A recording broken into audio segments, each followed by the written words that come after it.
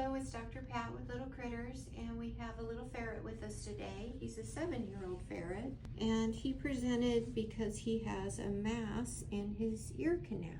If you look at his ear, you'll see that we have a mass growing and filling his entire ear canal. So all this red tissue here is an ear mass. And when I palpate this, it's swollen down here. This is all associated with that ear mass. Versus here, if you palpate it, there's no swelling down here. This is kind of the boundaries of that mass as we palpate it, right here. What that means is in order to remove this tumor, it's going to require a lateral ear resection where we actually have to remove this down to the point below the mass to be able to get this out. This is more than likely a ceruminous adenocarcinoma, which is a malignant type of tumor that ferrets can get. Removal of this is very important.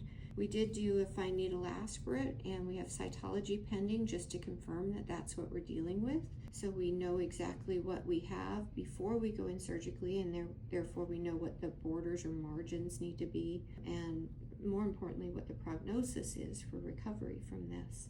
He's a very good boy, and I thought this was an interesting lesion, not something we want him to have to deal with. The important point here is if we see the ear looking a little abnormal, because they actually noticed some debris in the ear, but the debris was from this ulcerated surface of the mass. So if we see something abnormal in ears, don't assume that it's just normal ferret crud in their ears, which they often get. Sometimes that stuff that we see in the ears can be from something more significant like this mass, and actually ear mites, which are very, very common in ferrets. And so if we have black stuff in the ears, we always want to check a ferret for that. We're going to get him taken care of and get this fixed to the best of our abilities. That's our little guy here.